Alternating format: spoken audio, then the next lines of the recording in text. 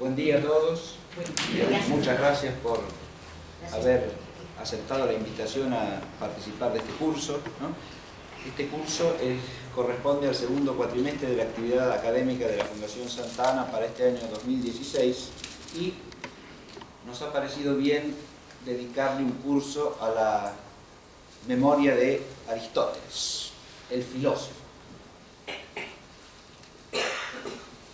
Se cumplen este año 2400 años de su nacimiento, que en general se fija en el año 384 a.C. Lo que voy a hacer ahora brevemente para introducir el curso, y después oiremos la primera clase del curso que estará a cargo del profesor Tomás Rego, es una breve explicación del programa que ustedes tienen en la mano, ¿no? Porque tiene 3 imágenes que de alguna manera resumen el eje del curso. La primera, obviamente, corresponde a Aristóteles, ¿sí? Es un busto de Aristóteles, es una copia romana en mármol de un busto helenístico originalmente de bronce. Se encuentra hoy día en el Palacio Altemps de Roma y nos presenta el rostro de Aristóteles, ¿verdad? Una curiosidad de esta imagen es que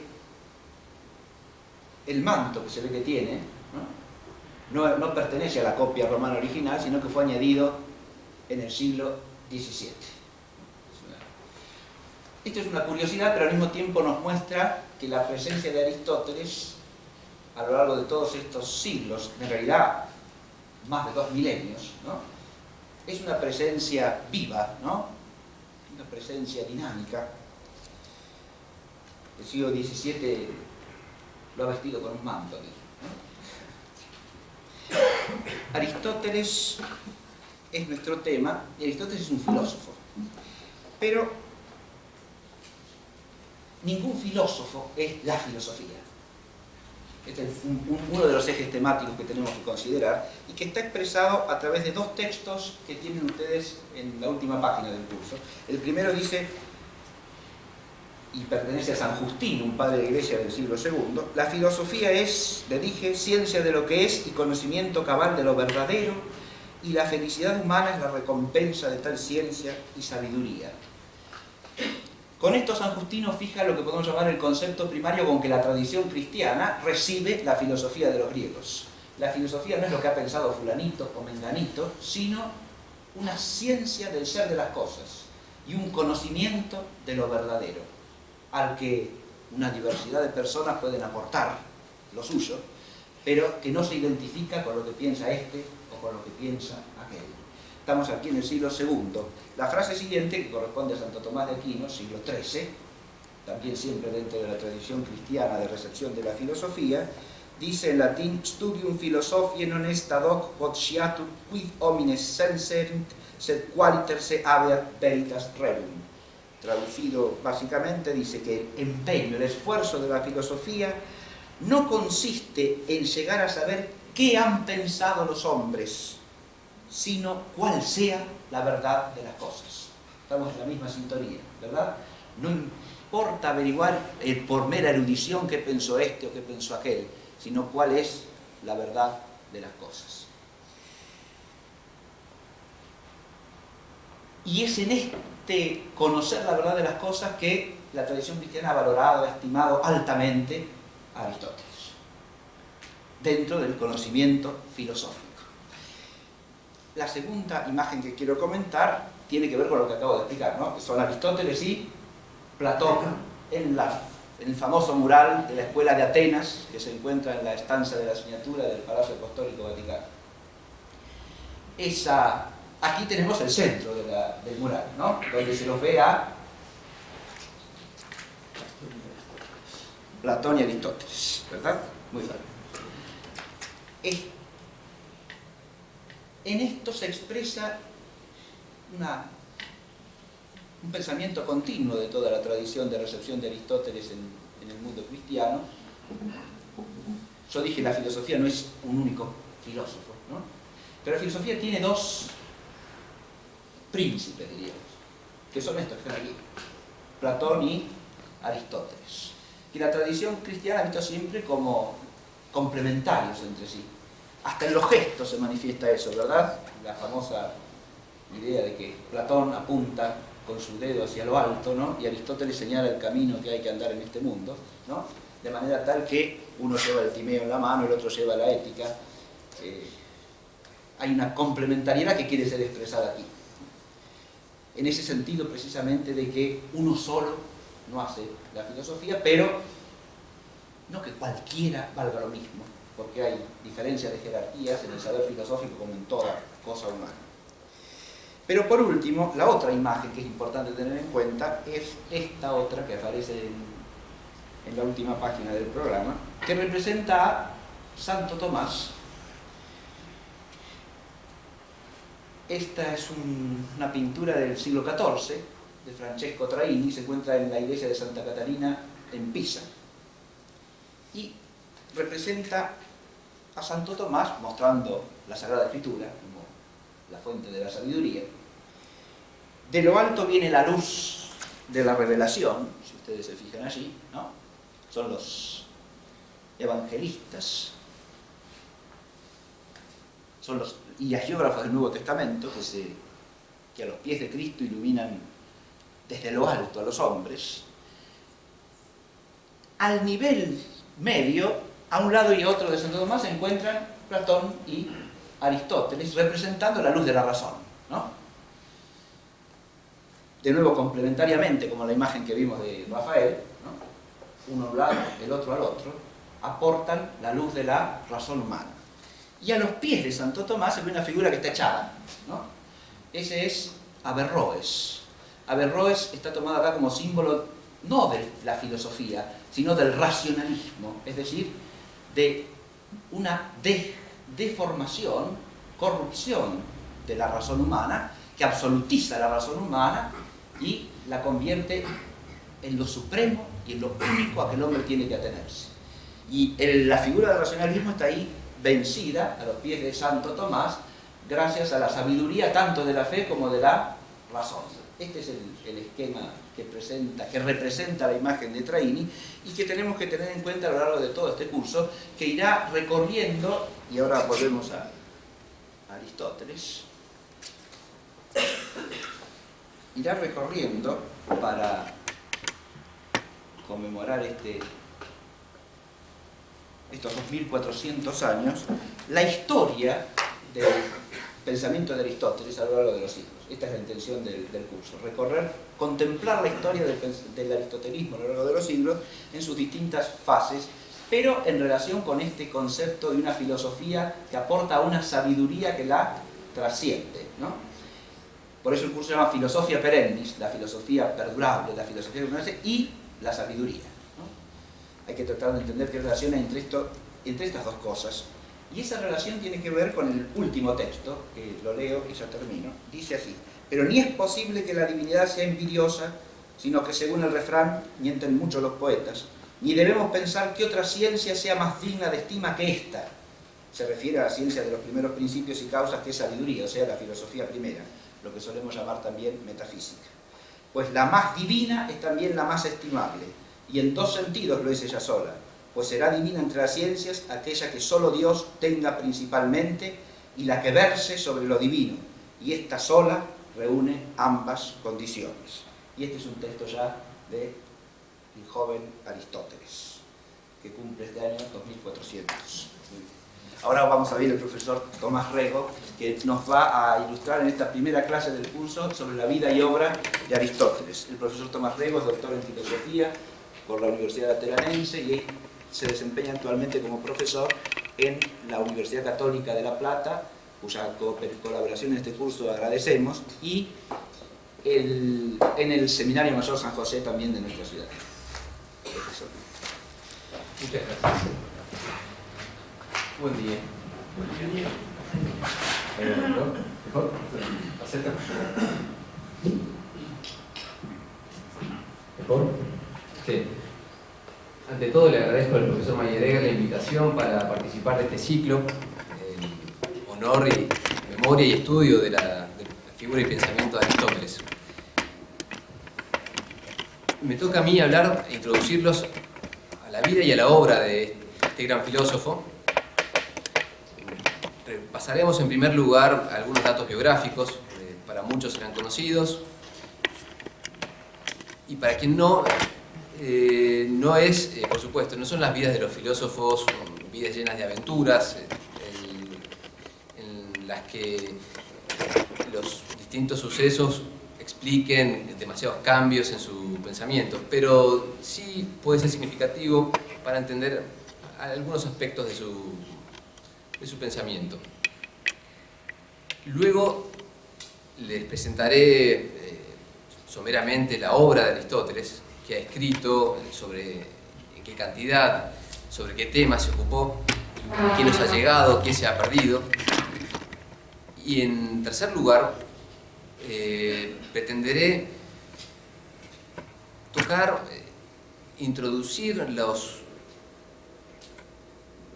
no los temas más importantes exhaustivamente, pero algunos de ellos, para que durante el curso de este ciclo de conferencias ustedes, en la comparación de Aristóteles con los árabes, con los medievales, con los renacentistas, ya tengan algunas nociones de tesis principales de su pensamiento.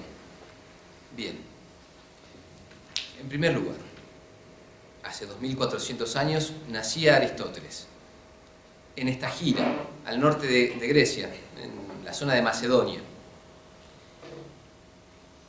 Se destaca Aristóteles por su actividad en Atenas, y esto nos plantea una primera cuestión. ¿Es Aristóteles un ateniense como lo era Platón, como lo era Sócrates? No. Él era un extranjero en esa tierra. Y esto tendrá algunas consecuencias en la historia de su escuela, en la historia de su tener que abandonar Atenas en determinados momentos, quizás por cuestiones políticas. En el año 384, como ustedes allí ven, nace Aristóteles, hijo de un médico cercano a la corte del rey de Macedonia, Amintas III. Esto es importante porque él, como hijo de un médico de la corte, naturalmente habrá tenido una muy buena educación. Su padre muere siendo Aristóteles joven, quizás niño, y queda a cargo de un tutor, Proxeno, quien a los 17 años de Aristóteles lo envía a Atenas. Allí no se sabe si directamente entró en contacto con los platónicos, si entró en la academia de Platón, o si antes estuvo bajo el ala del retórico Isócrates. Algunos ven alguna influencia de la retórica de Isócrates en Aristóteles. Lo que es seguro es que rápidamente entró en contacto con los platónicos y su academia, y permaneció en ese ámbito intelectual durante unos 20 años. Al llegar Aristóteles a Atenas, no se encuentra directamente con Platón. Platón habría vuelto 3 años después, cuando Aristóteles tuviese unos 20 años, una vez terminadas sus aventuras políticas. Es así, quizás dan más para la anécdota, en sus desventuras con los reyes de Sicilia.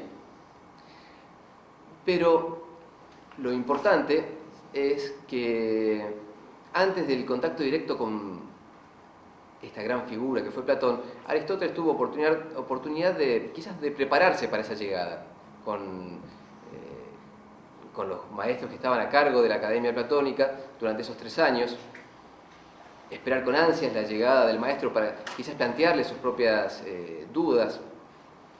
Quizás sea un poco temprano a esa edad de Aristóteles, a los 18, 19, 20 años, el atreverse a plantear las dudas, pero que si las estaba formulando no tengo muchas dudas.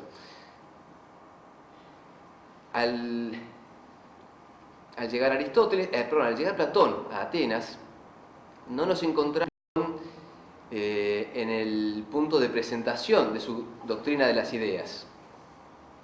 en su presentación de este mundo partido en dos, de esta realidad partida en dos. Una, este mundo terreno en el que nos movemos, este mundo que tocamos, este mundo que olemos, y otro, la verdadera realidad. Otro, el mundo de las ideas, allí donde se encuentra el ser en su grado más perfecto, allí a donde nuestras almas quieren dirigirse. Esta división entre el mundo de las ideas y el mundo de los cuerpos que nos plantea la metafísica platónica ya había sido presentada con fuerza con Platón en años anteriores. Lo que nos encontramos, de acuerdo a las especulaciones de los historiadores de la filosofía, es aquí con un Platón de madurez, con un Platón que plantea él mismo objeciones a su doctrina del mundo de las ideas. Nos encontramos con una comunidad científica, la de la escuela platónica, la academia, en la que sus participantes presentaban estas mismas objeciones a su maestro. ¿Cómo sabemos esto? A partir de los diálogos que se suelen colocar en esta época. El Parménides, el Filebo, etc. Aquí vemos un Platón que con coraje, con honestidad intelectual, incorpora en estos diálogos todas las objeciones que se le pueden plantear a su división entre el mundo de las ideas y este mundo de los cuerpos, objeciones fuertes, objeciones que no siempre se resuelven. En este esfuerzo por ser receptivo de toda crítica que pueda recibir su propia doctrina, vemos también una característica de esta forma de hacer filosofía o de presentarla en sociedad. Un modo dialógico y un modo sumamente, como ya he dicho, honesto. No se pretende transmitir un corpus doctrinal para que sea aceptado sin más. Se están planteando soluciones a la cuestión de la estructura de la realidad y objeciones a estas mismas soluciones. Es con este Platón con el que se encuentra Aristóteles. A los 10 años de su llegada a Atenas, en el 357 en adelante, nos encontramos con movimientos políticos importantes en la zona de Grecia, del mar Egeo. Filipo II, hijo de Amintas III, en cuya corte había deambulado el joven Aristóteles, aparentemente, Filipo II, les digo, empieza a tomar, a lograr dominio sobre Grecia, a avanzar militarmente. Y esto es importante porque ustedes tienen que recordar que para los atenienses Aristóteles era un hombre de Macedonia. Él queda colocado en una posición un tanto incómoda. Es uno de la tierra de aquel que está amenazando nuestra hegemonía política, nuestra autarquía, nuestra autonomía, tan importante para el sistema político griego. En el 347, 10 años después de este comienzo del avance de Filipo II, Filipo ya adquiere control político total de la zona de Grecia y Atenas ya tiene que obedecer a las decisiones que Filipo II tomase para la zona central de Grecia. Esto coincide también con la muerte de Platón, 347, ya hace 20 años que está Aristóteles en Atenas, y Aristóteles abandona la academia y abandona Atenas. Habrá sido por estos por este nuevo dominio de Filipo II? Quizás. Quizás esto lo convirtió en un ser no tan apreciado por los atenienses. ¿Habrá sido porque la orientación de la academia, la orientación doctrinal, haya cambiado con Espeusipo, el nuevo director de la academia? Quizás también porque este nuevo director recorta en gran parte la doctrina de las ideas.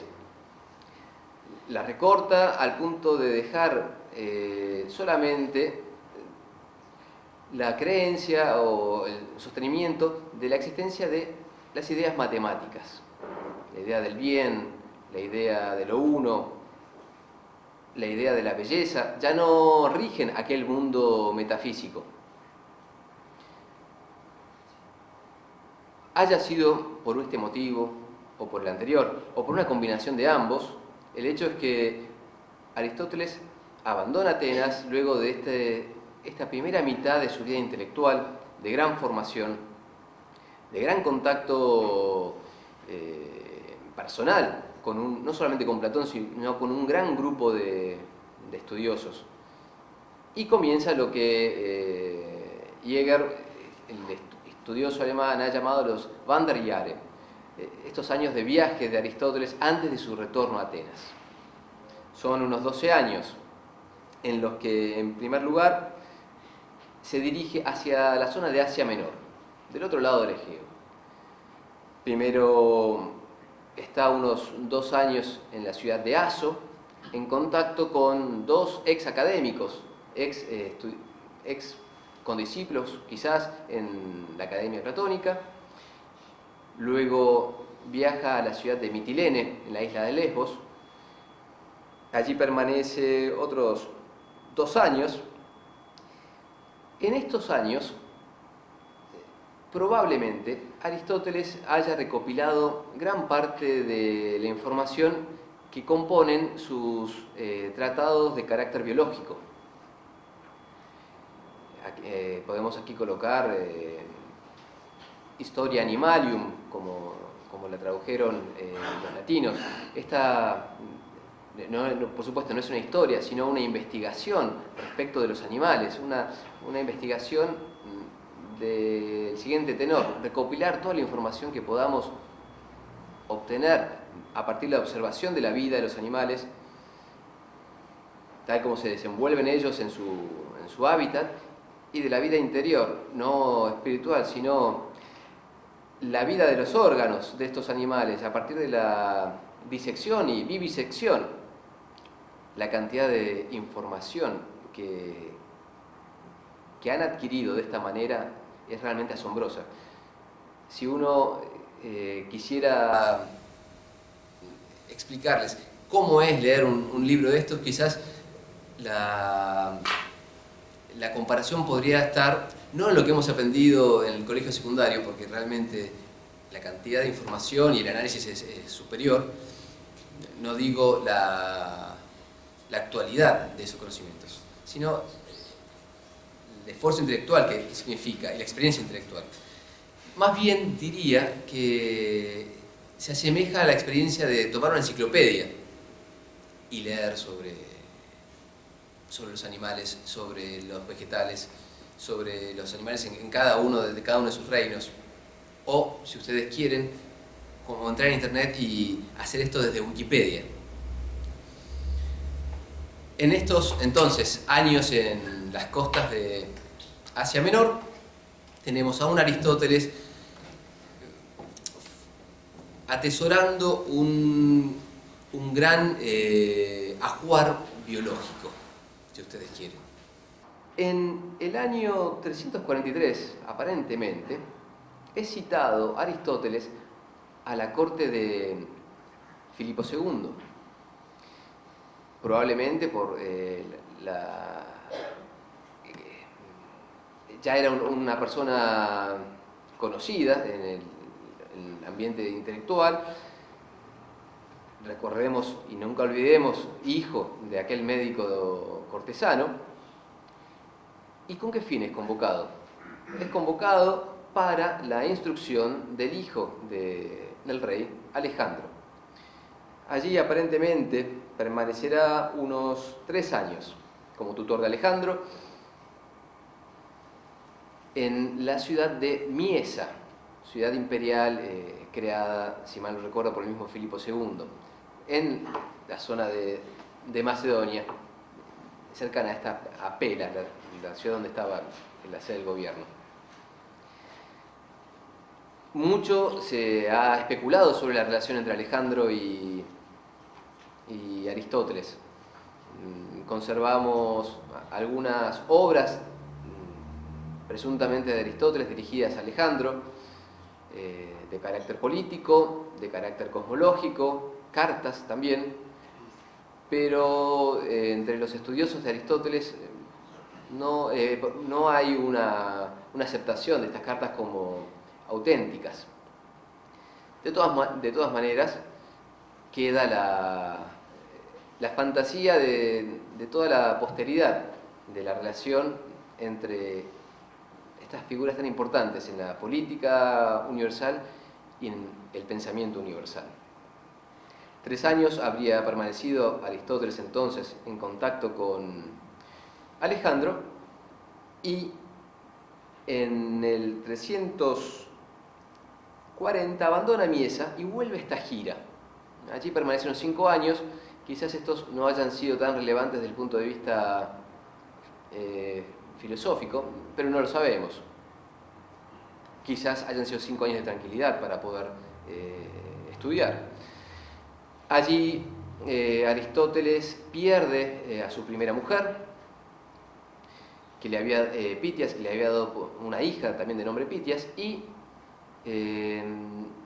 toma por esposa a una de sus sirvientas, la cual le da un hijo de nombre Nicómaco. Nicómaco había sido el nombre de su padre, ahora es el nombre de su hijo. Y será muy especial este nombre porque a este está dedicado su ética más famosa, la Ética Nicómaco. 5 años entonces en esta gira, de nuevo en su tierra natal, para partir por última vez a Atenas. Ya no como alumno, ahora como maestro. En Atenas no se reincorpora a la academia, sino que establece su propia práctica filosófica, podríamos decir, su propia escuela. En la zona de un gimnasio dedicado a Apolo Licia, si mal no recuerdo el segundo nombre de esta dedicación, de donde viene el nombre Liceo, que finalmente tomará su escuela. En esta locación, Aristóteles, de un modo informal, porque él no podía formar escuela siendo extranjero, comienza su enseñanza, su magisterio. Rápidamente es rodeado por intelectuales que luego continuarán, a la partida de Aristóteles, la historia de esta escuela. Aristóteles permanece en Atenas hasta el año 323 aproximadamente.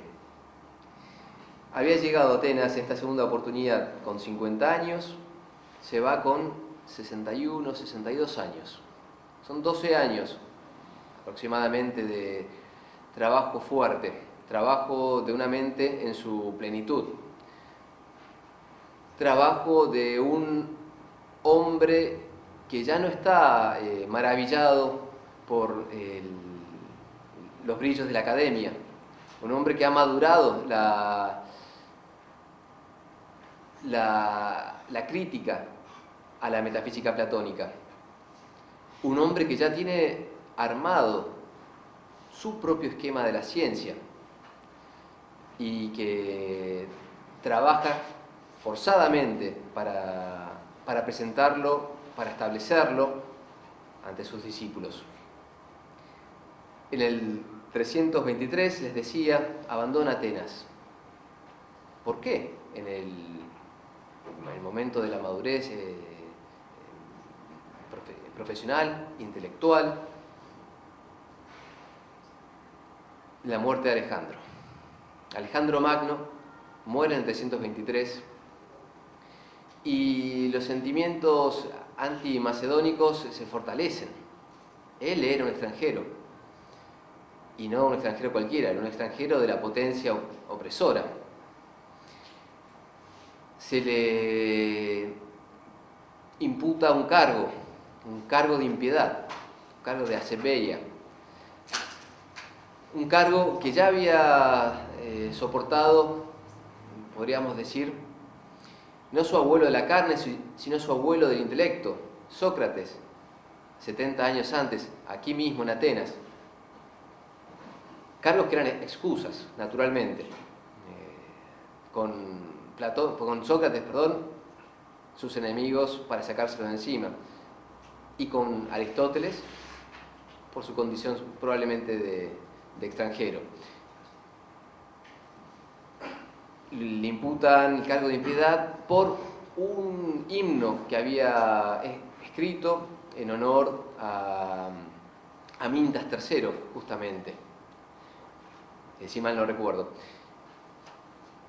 Y Aristóteles, que no tenía motivos para amar a Atenas como los tenía Sócrates, que no tenía un llamado de una vocación del Dios para someterse a las leyes de esa ciudad, que no se había hecho hombre en esa ciudad, sino que era un extranjero, renuncia a someterse a ese proceso, infame por otro lado, y según un testigo, habría dicho que no permitiría que Atenas peque 2 veces contra la filosofía. Parte entonces a la isla de Eubea, a la tierra, a la patria de su madre, a la ciudad de Calcis, y por problemas intestinales muere al año de haber dejado Atenas. ¿Están los restos de Aristóteles en Calcis? Es un tema anecdótico, pero que en el marco del Congreso por los 2400 años del nacimiento de Aristóteles, que ha tenido lugar en Tesalónica este año, adquirió relevancia, porque un arqueólogo griego, que hace 20 años está trabajando en las excavaciones de esta gira, presentó la hipótesis de que en esta gira se encuentra la tumba de Aristóteles. ¿En qué se apoya? En el testimonio de Estrabón, que dijo que a la muerte de Aristóteles sus restos habían sido trasladados a esta gira, y en sus propias excavaciones, en las que ha encontrado un monumento, una suerte de pequeña casa semicircular con un piso de mosaico, que para una ciudad pequeña como es esta gira, sobre la ladera de una montaña mirando el mar, podría prestarse para un monumento, si bien humilde, pero un monumento al fin. Esto fue presentado este año y, por supuesto, se han presentado muchas objeciones. Lo que sí es cierto es que no hay indicios de que esa tumba se encuentre en otro lado, y al menos aquí hay un testimonio y un monumento que apoyan esa investigación arqueológica. Esto respecto de la vida de Aristóteles. Hablemos de la obra. Como ustedes saben, la referencia con Platón es continua a la hora de entender a Aristóteles. Es un punto de comparación para nosotros, porque conocemos muy bien a Platón, nos ha llegado su obra en un nivel de conservación asombroso. De él tenemos sus diálogos en forma completa, no fragmentada como tenemos las obras de los filósofos anteriores. Y además, como hemos visto por su vida, el platonismo y la figura de Platón será siempre el lugar de donde comenzó Aristóteles, intelectualmente, filosóficamente, estilísticamente, etc. Entonces, ¿tiene diálogos Aristóteles, como escribió Platón? Sí, efectivamente. Una parte de la obra aristotélica serán los diálogos que compuso probablemente en su periodo en la Academia Platónica. ¿Nos han llegado estos diálogos? Solo fragmentariamente. Es decir, los diálogos se han perdido y lo que nos ha llegado han sido las citas de estos diálogos que se encuentran en obras de filósofos, estudiosos de la filosofía e intelectuales posteriores. ¿Qué podemos decir de estos diálogos? Que están determinados por las reglas de composición de los diálogos, que son distintas a las reglas propias de los tratados de Aristóteles que nos han llegado por otro lado. Aquí la intención no es tanto asentar la ciencia de un modo sistemático, a partir de sus principios, sino introducir al lector o al oyente en la discusión de los grandes temas de la filosofía. Por supuesto, con el fin de atraer a aquella persona al estudio de la filosofía, acercarlo probablemente a los centros filosóficos, cual era la academia y también el liceo, posteriormente.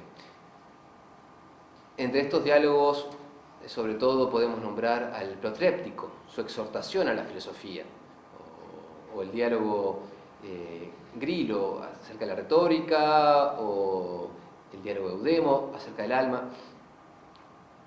¿Qué podemos, desde el punto de vista intelectual, tomar estos diálogos? En primer lugar, podríamos decir que, a partir de los fragmentos, hay un Aristóteles cercano al platonismo. Por un lado. Por otro lado, hay un Aristóteles religioso. Se muestra como un hombre religioso. En estos diálogos no hay una separación neta entre lo que nosotros llamaríamos teología y filosofía. ¿Por qué digo esto?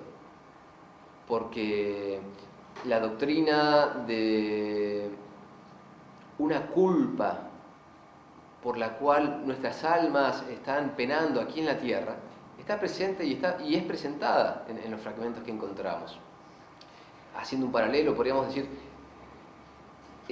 que se incorporan temas del pecado original en un diálogo de carácter primariamente filosófico.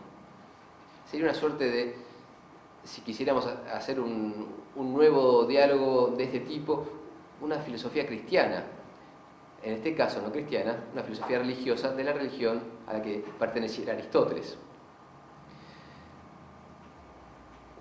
Estos diálogos, época platónica, carácter religioso, exhortatorio a la práctica de la filosofía, por un lado. En segundo lugar, podríamos considerar los tratados que desarrolla en Asia Menor, o al menos que la investigación fue realizada en Asia Menor, estos diálogos biológicos, estos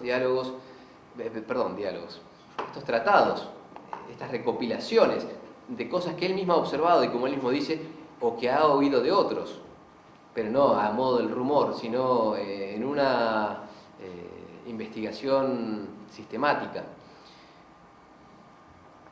Y en tercer lugar, para no ahondar en los diálogos, en los escritos biológicos, los propiamente filosóficos. Estos son de un carácter nuevo para nosotros. Son lo que nosotros llamaríamos tratados científicos, donde la ciencia es desarrollada desde sus principios, donde se establecen clasificaciones en función de esos principios, donde sobre todo se busca la relación causal entre los fenómenos estudiados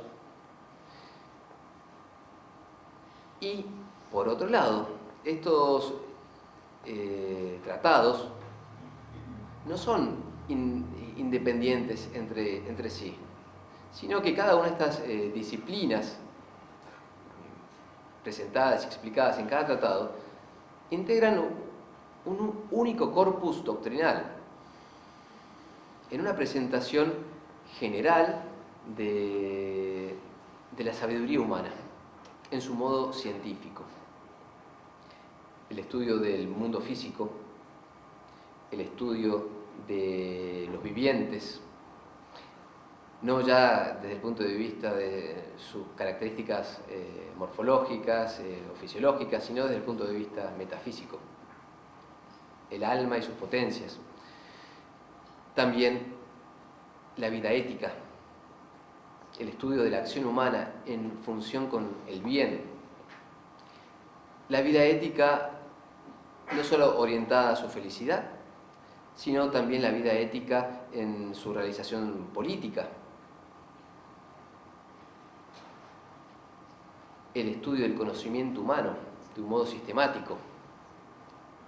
El estudio en este campo de la lógica como herramienta para avanzar en el descubrimiento de la verdad, pero también el estudio de los principios de las ciencias humanas. Y por último, y coronando este esfuerzo intelectual, la teología. No ya la teología nutrida de la religión, como veíamos en los diálogos de la época quizás platónica o de su estancia en la Academia Platónica, sino otro género de teología. La teología como la presentación sistemática de lo que el hombre humanamente puede saber acerca de la divinidad, más allá de cualquier revelación. 3 géneros entonces de obras, las de divulgación o encíclicas, como gustan llamarlas algunos estudiosos, es decir, para la libre circulación. Aquí los diálogos de los cuales tenemos fragmentos. Las obras biológicas, que son un gran material para todo aquel que quiera avanzar en esas ciencias. Es la gran enciclopedia del mundo natural. Médicos, no solamente biólogos, seguramente leerían esto como primer manual. Y por último, los tratados filosóficos. El gran esfuerzo intelectual de los hombres por conocer la estructura metafísica de lo real y por alcanzar su último principio, a Dios. Estos últimos tratados no son pocos. De acuerdo a los biógrafos de Aristóteles, nos habrían llegado tan solo un cuarto de lo que escribió. Bueno, son hipótesis porque quizás muchos de estos tratados integren parte de esas obras que son incorporadas en aquellas listas. De todas maneras, es voluminoso lo que nos ha llegado. Da para unos 20 años de estudio el manejar estas obras, creo yo, tales como los que pasó Aristóteles con los académicos en Atenas. Presentada entonces la segunda parte, vayamos a lo último. Presentar algunas nociones principales de Aristóteles que ustedes, algunos conocerán, para otros será la primera vez que las escuchen, y que serán el fundamento filosófico de lo que se discutirá en los siguientes encuentros. En primer lugar, sus predecesores en este esfuerzo de la filosofía buscaron el principio del mundo, el principio del movimiento, el principio de la realidad. Esto representado en el término griego argé. distintas y variadas fueron las respuestas. Unos buscaron principios materiales, otros principios de un carácter un tanto más formal, otros principios agentes. Aristóteles, como su maestro,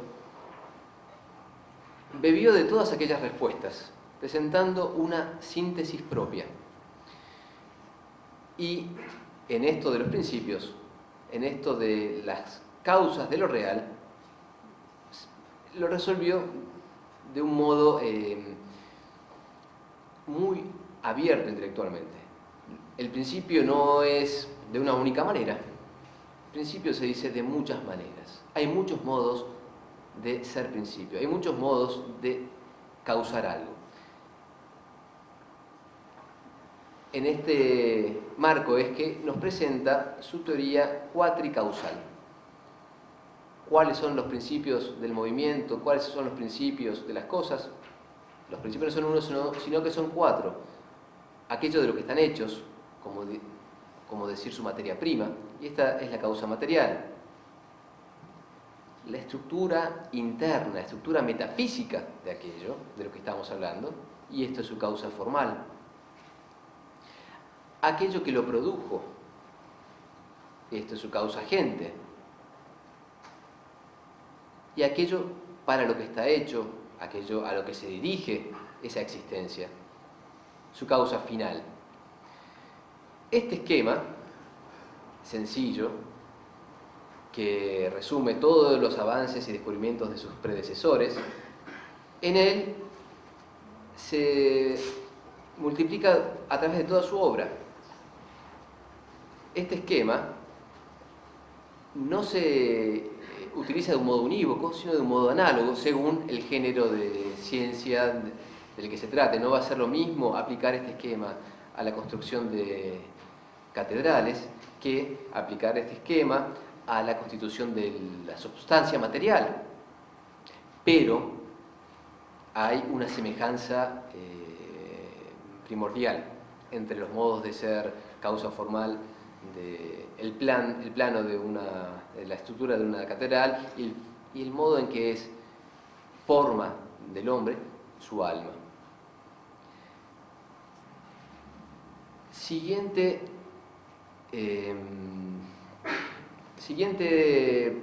digamos, tema principal en Aristóteles, su noción de substancia. Usía en griego. Aquí la confrontación con Platón es radical. Platón había colocado la substancia, esto es, lo que realmente es, lo que es por sí mismo, lo que es por derecho propio, fuera de este mundo físico. Las cosas que aquí se encuentran son secundariamente substancia, son por participación en todo caso. La usía está fuera del mundo. Las usías, las sustancias están fuera del mundo. Para Aristóteles, acá hay una gran oposición con su maestro. Las sustancias están en este mundo físico. Las sustancias son lo que componen este mundo físico. ¿Significa esto que Aristóteles rechaza el mundo divino? ¿Significa esto que Aristóteles propone un materialismo? No. Pero significa que Aristóteles le reconoce a la realidad natural su propio valor, le reconoce el ser que poseen con pleno derecho y deja para un segundo momento metafísico, para un segundo momento de la ciencia, la pregunta por si existen sustancias fuera del mundo físico. Y allí nos será más fácil conocer la divinidad, porque sabremos que todo lo que descubramos sobre las sustancias materiales, de alguna manera, no de un modo idéntico, sino de alguna manera se podrá aplicar a las sustancias divinas. El camino de Aristóteles es mucho más largo hacia la divinidad que el camino platónico, pero es mucho más seguro.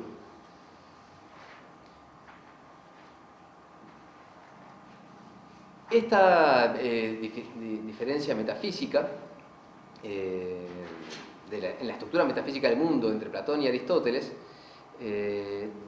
tiene consecuencias también de carácter lingüístico, o, por decirlo de otra manera, en la difusión de la doctrina.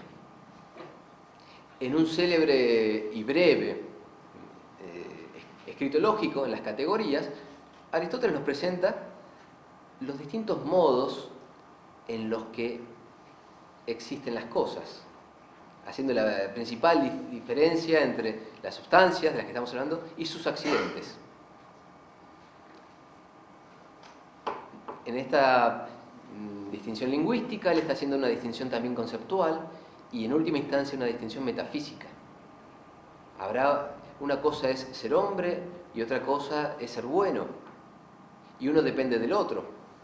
Bien, recuerden entonces esta cuestión de las categorías, y les recomiendo como lectura para introducirse a Aristóteles la lectura de este breve tratado. Serán unas 20 páginas y presenta cada una de estas categorías del ser. Pero hay algo raro en la lectura de estas categorías, y es que la palabra sustancia, la categoría sustancia, aparece 2 veces. Sustancia primera y sustancia segunda. ¿Por qué complicar las cosas?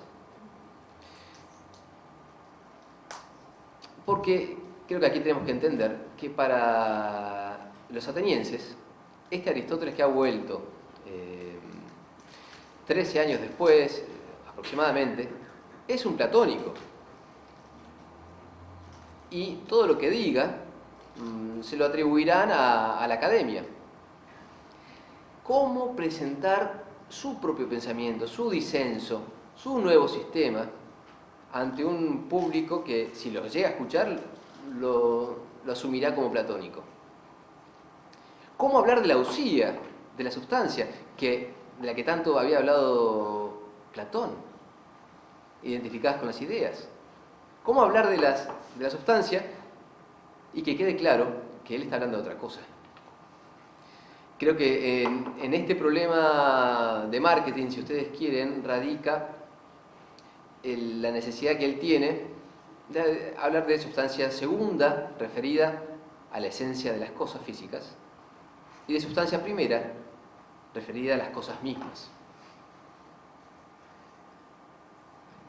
Naturalmente, este uso es confuso, no en la obra de Aristóteles, pero a quien se acerca a la obra, y quizás esto justifica la necesidad que tuvo de acuñar otro término para referirse a la sustancia segunda, para referirse a la esencia de las cosas. Y aquí aparece una frase que se repite en los manuales y en los libros de estudio de Aristóteles, que es una frase de 4 palabras griegas: toti en einai. Difícil de traducir, difícil de entender, aún sabiendo griego, que se suele traducir directamente por quiditas, por quididad o por esencia, sin mayores explicaciones. ¿Qué significa esto? Podríamos dar una primera traducción literal diciendo: aquello que es el ser para algo, para el hombre, aquello que es el ser para el círculo, aquello que es el ser para el sol, etc. Con esta expresión, Aristóteles está buscando expresar la forma de aquella sustancia. ¿Por qué esa expresión tan larga y compleja? Quizás en la necesidad de que quede clarísimo de que él estaba hablando de otra cosa cuando hablaba de usía. No estaba hablando de ideas que estaban fuera de este mundo físico, sino una unidad de determinaciones que estructuran la realidad de cada cuerpo, de cada sustancia material. Aquello que sea el ser para este cuerpo, aquello que sea el ser para aquel otro. Para tener en cuenta a la hora de iniciarse en la lectura de Aristóteles. ¿Cuánto tiempo nos queda? 5 días. 5 días, bien. En la física, ustedes se encontrarán con un estudio del mundo de los cuerpos, de sus cambios. Aquí se aplica, aquí brilla esta estructura de las 4 causas. También se incorpora otro par de nociones clave para conocerlo a Aristóteles, las nociones de potencia y acto, la dynamis y la energeia, que expresan, quizás podríamos decirlo así, 2 estados de las cosas, 2 estados de las sustancias. El primero, la dynamis, la capacidad de hacer algo o transformarse en algo, y la energeia, la actualización de esa capacidad. Estos conceptos son claves para el estudio de la física, donde Aristóteles busca explicar cuál es la estructura de los movimientos, de los cambios de los cuerpos, de sus generaciones y destrucciones o de sus cambios accidentales. Interesante, por supuesto, el tratado. Y la conclusión, esta sí es célebre, porque la conclusión de este tratado ya es de carácter metafísico. La conclusión de este tratado justificará la redacción de la metafísica, porque la conclusión de este tratado, aplicando aquel adagio aristotélico de que una serie de agentes, de causas agentes, no se puede extender al infinito, porque si no nunca podría ponerse en acto. La conclusión de este tratado, les digo, es que hay una causa primera del movimiento del mundo, y este es el primer moviente inmóvil. El primer moviente inmóvil que naturalmente, y a través de la demostración, en los libros 7º y 8º de la física, aparece como inmaterial, con una capacidad infinita de mover al mundo. Inmaterial, separado del mundo, con dominio sobre el mundo. Es decir, Aristóteles, con la doctrina del primer movimiento inmóvil, está ofreciéndonos una vía de la demostración de la existencia de Dios.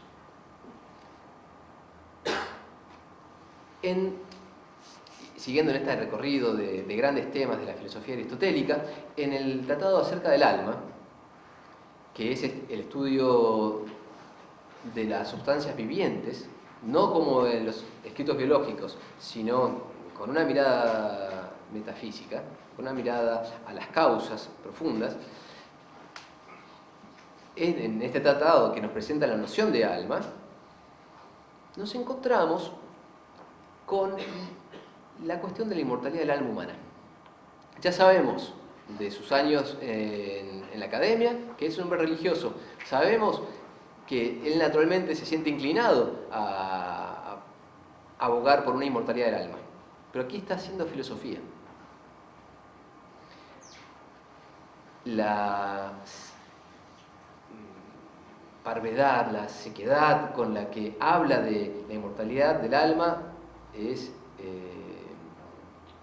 sorprendente. Hasta podría llevarlo a uno a pensar que, aunque no lo diga, él se opone a sostener una teoría tal. Y es lo que muchos intérpretes piensan.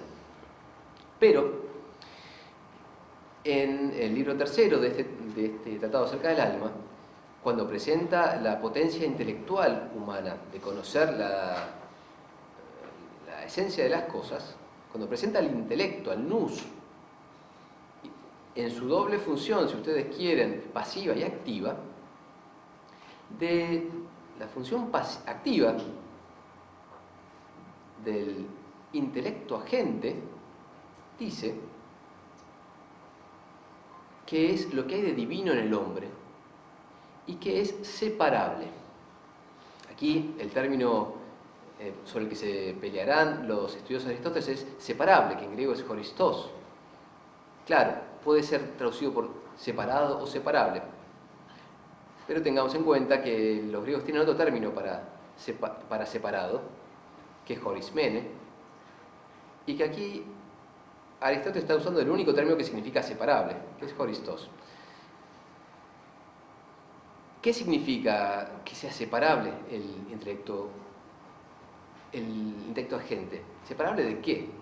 Separable del cuerpo. Como el primer movimiento inmóvil era separado, sin mezcla, con el mundo corpóreo. En mi opinión, y aquí se divide la biblioteca de los estudiosos de Aristóteles, Aristóteles sostiene la inmortalidad del alma con este argumento, pero no dice más, porque no puede decir más respecto de la vida del alma separada del cuerpo. No en terreno filosófico, no en sede filosófica, porque no hay experiencia humana entre los que están acá de esa separación. ¿Qué más puede decir? Creo que hay que interpretar la parvedad, las pocas palabras, lo conciso, como otra expresión de su honestidad intelectual. Esta también heredada de aquella etapa con el Platón de madurez. Bien, pero sobre esto se pelearán en la conferencia sobre los árabes, ya verán. La felicidad humana. En los libros éticos, Aristóteles se ocupa de la virtud humana, de la amistad humana, del placer, pero sobre todo de la felicidad. Todo esto orientado a la felicidad humana. ¿Dónde coloca esta felicidad? Esta eudaimonía o este bien vivir, el eusden. Lo coloca así, por supuesto, en la vida de acuerdo a la virtud. Lo coloca en la salud. Lo coloca en la riqueza, porque de todo ello tenemos necesidad. Pero sobre todo, como el ápice de esta vida feliz, en la actividad más perfecta que podemos realizar, el conocimiento del objeto más perfecto, en el conocimiento de lo más inteligible, en el conocimiento de lo que tiene más valor, más entidad, más verdad, más belleza, en el conocimiento de Dios. En la contemplación de Dios queda cifrada la felicidad. Se terminó el... Bien, y cierro.